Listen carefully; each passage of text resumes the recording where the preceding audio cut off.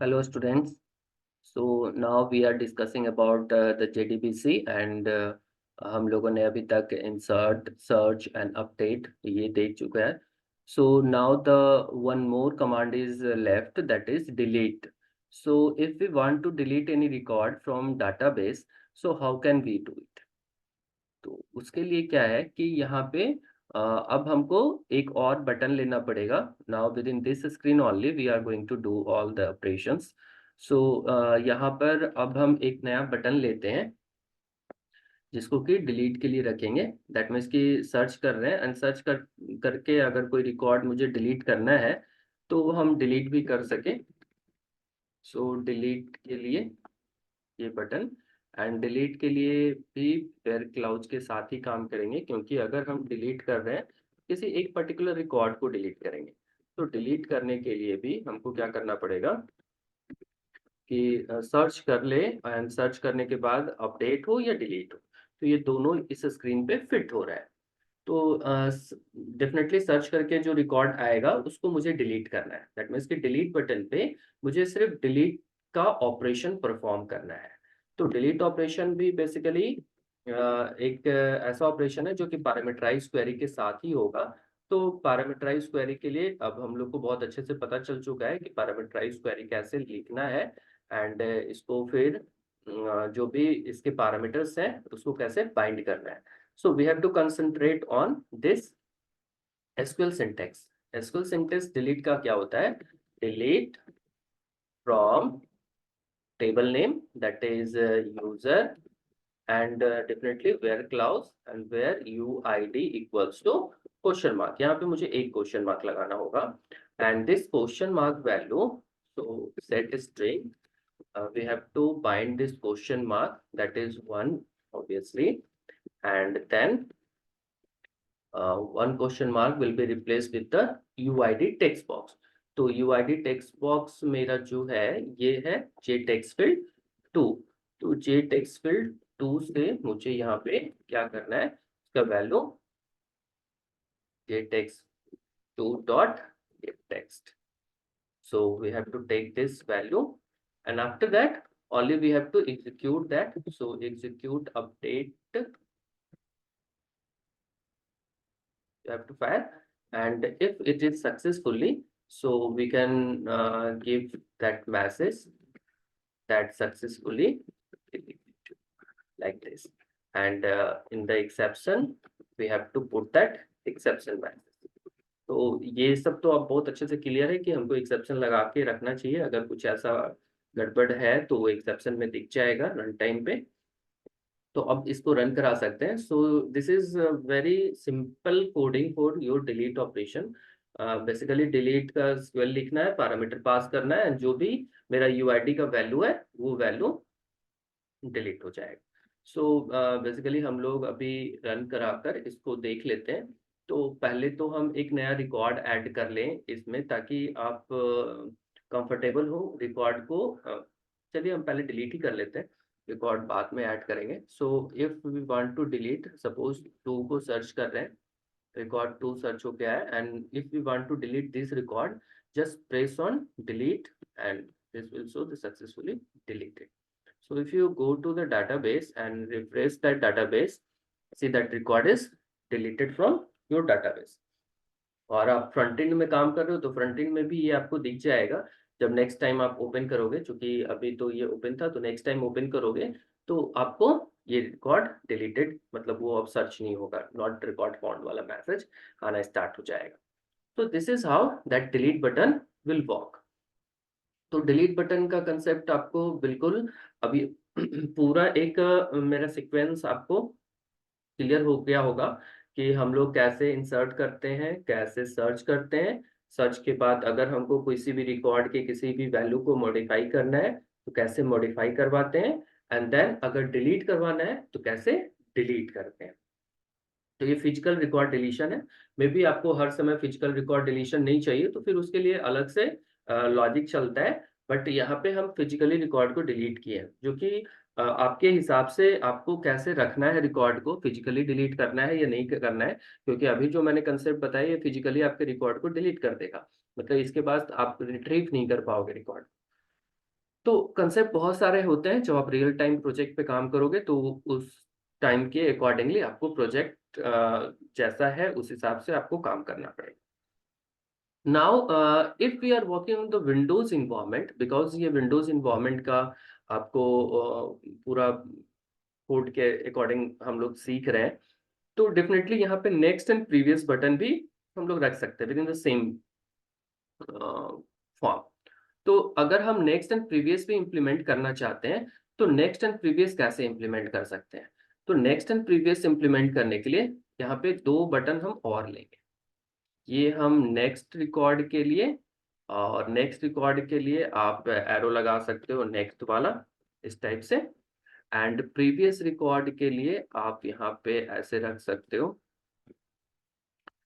Previous के लिए इस तरह से। तो नेक्स्ट एंड प्रीवियस हम लोग, जैसा आप देखते होंगे बहुत सारे सॉफ्टवेयर में ऐसा आपको मिलता होगा, तो नेक्स्ट एंड प्रीवियस रिकॉर्ड भी देख सकते हैं। तो कैसे देख सकते हैं? तो जब फॉर्म लोड हो तो मेरा फर्स्ट रिकॉर्ड आ जाए and then next next next click करके हम नेक्स्ट रिकॉर्ड पे जा सकें, या प्रीवियस प्रीवियस प्रीवियस क्लिक करके हम प्रीवियस रिकॉर्ड पे जा सकें। So for that sake we need some more data कि ये सक्सेसफुली काम कर सके। तो हम लोग को क्या करना है, पहले एक दो रिकॉर्ड और यहाँ पे इंसर्ट कर लेते हैं। तो जैसे अभी मैंने रिकॉर्ड डिलीट किया, इसी का एक एंट्री कर लेते हैं पासवर्ड में 1 2 3 4 5, email ID office1@gmail.com,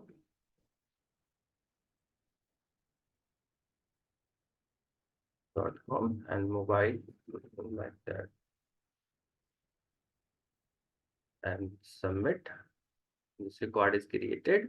Now next, maybe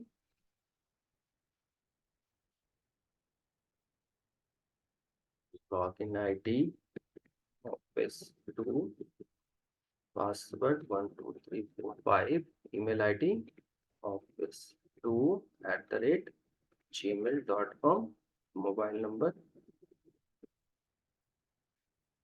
ठीक है। Now we have 3 record all together. So now with that basis, यहाँ पे हम लोग next and forward करने के लिए रेडी हैं। तो यहाँ पे आप देख सकते हो ये सारे रिकॉर्ड जो भी हम लोगों ने इंसर्ट किया, ये आपका यहाँ पे क्रिएट हो चुका है डाटाबेस में। तो अब हम लोग नेक्स्ट रिकॉर्ड को यहाँ पे करते हैं। तो नेक्स्ट करने के लिए एंड प्रीवियस करने के लिए, जैसा मैंने बताया था कि we have to open that result set, because की जो रिजल्ट सेट का डिफॉल्ट कर्सर है वो read only and forward only होता है। तो we have to open that cursor with backward compatibility. So backward compatibility के लिए अब ये कर्सर जो है मुझे read only forward only say नहीं चलेगा, अब मुझे बैकवर्ड कंपेटिबिलिटी के साथ करना हो। तो ये जब फॉर्म लोड हो रहा है, दैट इज कि यहाँ पे ये कंस्ट्रक्टर है, कंस्ट्रक्टर के पास ही फॉर्म लोड होगा बेसिकली। ठीक है। तो यहाँ पे मुझे कंस्ट्रक्टर पे दो काम करना पड़ेगा, जो कि ऑलरेडी मैंने कोड लिख रखा है। तो यहाँ पे ये दो काम आपको करना पड़ेगा। फर्स्ट, रिजल्ट सेट का हमको एक नलेबल ऑब्जेक्ट यहाँ क्रिएट करना होगा, क्योंकि ये क्लास लेवल पे मुझे चाहिए। क्लास लेवल पे क्यों चाहिए? जैसे हम लोग कनेक्शन को यूज कर रहे हैं मल्टीपल फंक्शंस में, उसी तरह से इस रिजल्ट सेट को भी यूज करेंगे मल्टीपल फंक्शंस, जो कि नेक्स्ट बटन भी है एंड प्रीवियस बटन भी है। देन दैट स्टेटमेंट में ही हम कर्सर को डिक्लेयर कर देते हैं कि कर्सर कैसे ओपन होगा। तो स्टेटमेंट का जो हम लोग ऑब्जेक्ट बना रहे हैं, जिसको रेफरेंस कर रहे हैं क्रिएट स्टेटमेंट से, इसमें देखिए रिजल्ट सेट का कर्सर टाइप हम लोगों ने लगाया। तो result set dot type scroll sensitive comma result set dot कंकर अपडेटेबल। तो ये दोनों दो डिफरेंट कर्सर टाइप को यहाँ पे यूज किया गया है। एक क्या बोल रहा है कि आप नेक्स्ट तो जा ही सकते हैं, प्रीवियस भी जा सकते हैं, एंड दूसरा ये कर्सर अपडेटेबल भी होगा, मतलब कर्सर के थ्रू आप अपडेट भी कर पाओगे। ये सिर्फ रीड नहीं करेगा, ये राइट भी करेगा। देन जो मेरा रिजल्ट सेट है, रिजल्ट सेट को हम पॉपुलेट कर रहे हैं, तो statement dot execute query and select hashtag from user, क्योंकि मुझे सारे रिकॉर्ड का ओपन कर्सर चाहिए, जितने भी रोज हैं जितने भी कॉलम्स हैं। तो ये जब मेरा फॉर्म लोड होगा तब का है। फॉर्म लोड होने का मतलब है कि जब मेरा कंस्ट्रक्टर क्रिएट हो रहा है उसी समय फॉर्म लोड होगा। फॉर्म लोड में मेरा इनिट फंक्शन कॉल हो रहा है और इस इनिट फंक्शन में ही मेरा क्या हो रहा है कि ये सारा टास्क हो जाएगा। जैसे ही फॉर्म लोड होगा मेरा फर्स्ट रिकॉर्ड शो होना चाहिए। तो फर्स्ट रिकॉर्ड शो करने के लिए मुझे क्या करना होगा, rsw डॉट नेक्स्ट ये फंक्शन को कॉल करेंगे और इस फंक्शन को कॉल करके ये जो बाइंडिंग वाला ये 4 लाइन्स है, इस 4 लाइन्स को हमको यहाँ पर भी यूज करने लेना होगा। तो यहाँ पे rsw जस्ट रिजल्ट सेट हम लोग को ये सेट कर देना। तो when this form will load, see output भी मैं दिखाई देता हूँ आपको। जैसे ही फॉर्म लोड होगा तो ये डाटा आ गया। अब जब नेक्स्ट पे क्लिक करेंगे तो नेक्स्ट रिकॉर्ड मेरा शो होना स्टार्ट हो जाएगा और जब प्रीवियस पे क्लिक करेंगे तो प्रीवियस रिकॉर्ड मेरा शो होना स्टार्ट हो जाएगा। तो इसमें यूआईडी का मेरा ओपन यूआईडी मेरा बेसिकली बाइंड नहीं किया हुआ है, तो यूआईडी को भी हम बाइंड कर लेते हैं। तो यूआईडी का जो टेक्स्ट बॉक्स है ये 2 है और जो डाटा है वो फर्स्ट से आ रहा है। तो अब मेरा ये रेडी है। फॉर्म लोड पे मेरा रिकॉर्ड फर्स्ट रिकॉर्ड शो हो गया। देन जो मेरा नेक्स्ट बटन है इस पे नेक्स्ट रिकॉर्ड शो होगा। तो ये किसके लिए है, ये नेक्स्ट बटन के लिए है। ये नेक्स्ट बटन मैं लिख देता हूँ। और इसी तरह से आपका एक और है जो कि प्रीवियस बटन है। तो ये किसके लिए है, प्रीवियस बटन के लिए कोड लिख रहे हैं। ठीक है, तो नेक्स्ट बटन पे क्या कोड होगा, अगेन ट्राई कैच ब्लॉक तो रखना ही रखना है। So try catch and next button पे कोड करेंगे नेक्स्ट फंक्शन जो ऑलरेडी हम लोग यूज कर रहे हैं एंड प्रीवियस बटन पे कोड करेंगे प्रीवियस फंक्शन। यहाँ पे बहुत सारा फंक्शन है रिजल्ट सेट का जिसको हम लोग यूज करेंगे। तो डेफिनेटली नेक्स्ट के लिए तो जो कोड हम लोगों ने यहाँ पर लिखा है फॉर्म लोड पे, ये सेम कोड हम लोग यहाँ पे लिख सकते हैं। ये सेम कोड मेरा नेक्स्ट बटन पे आ जाएगा क्योंकि मुझे नेक्स्ट ही करना है। नेक्स्ट करने पे मैं नेक्स्ट रिकॉर्ड फिल होना चाहिए। और डेफिनेटली कैच में हम एक्सेप्शन को काउंट करते हैं। अगर कोई एक्सेप्शन होगा तो ये दोनों जगह पे मैंने काउंट कर लिया। अब प्रीवियस में क्या होगा कि ये जो मेरा रिकॉर्ड है ये प्रीवियस रिकॉर्ड दिखेगा। तो यहाँ पे जो फंक्शन है सिर्फ मुझे इस फंक्शन को करना होगा प्रीवियस। देखो प्रीवियस फंक्शन है, प्रीवियस फंक्शन भी है और इसके अलावा और भी बहुत सारा फंक्शंस है जिसको हम लोग यूज कर सकते हैं। देखो प्रीवियस है, लास्ट रिकॉर्ड है, आफ्टर लास्ट रिकॉर्ड है, बिफोर फर्स्ट है। यहाँ पे बहुत सारा फंक्शन है, देखो बहुत सारा फंक्शन है।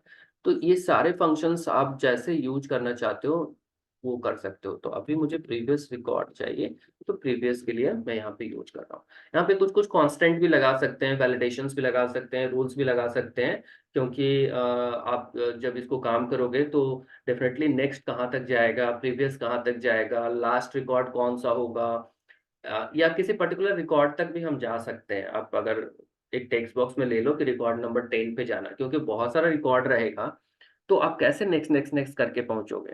तो आप डायरेक्टली लिख सकते हो कि रिकॉर्ड नंबर 2000 रिकॉर्ड पे मुझे जाना है डायरेक्टली। तो वहां पे आप अगर एक टेक्स्ट बॉक्स दे दो और डायरेक्ट उस पर लिख सकते हो कि 2000 रिकॉर्ड पे मुझे जाना है, तो आप डायरेक्टली 2000 रिकॉर्ड पे जा सकते हो। तो यहाँ पे सारा फंक्शन से कंट्रोल होता है। Function you have to learn it better. So यहाँ पे next function and previous function का ये यूज करके हम लोग next and previous record show करा सकते हैं। So this is first record. जब ये फॉर्म अपलोड शो हो रहा है तो ये आपको फर्स्ट रिकॉर्ड दिखा देगा एंड देन नेक्स्ट रिकॉर्ड। जैसे मैंने क्लिक किया नेक्स्ट पे तो नेक्स्ट रिकॉर्ड आ गया और अगर प्रीवियस पे क्लिक करूंगा तो प्रीवियस रिकॉर्ड आएगा। Next next previous previous like that. अब यहाँ पे अगर आपको डिलीट ऑपरेशन परफॉर्म करना है या अपडेट ऑपरेशन परफॉर्म करना है you can do it. So this is now complete form. मतलब अभी के लिए कंप्लीट है। प्रोजेक्ट के रिक्वायरमेंट के हिसाब से अगर आपको इसमें और भी कुछ ऐड करना पड़े तो कर सकते हो, बट अभी जो अकॉर्डिंगली जो आपको सीखने के लिए चाहिए उस तरीके से ये कंप्लीट है। तो this is how that window project will work. And window project जब बनाते हैं तो हम लोग multiple operations that is set of operations को एक ही फ्रेम पे रखने का कोशिश करते हैं। But it's totally different in web scenario. Web scenario में ये सारा कुछ अलग अलग होता है। तो वेब सिनारियो यानी वेब प्लेटफॉर्म के लिए अगर हम प्रोजेक्ट पे काम करेंगे तो इस तरह से नहीं करेंगे।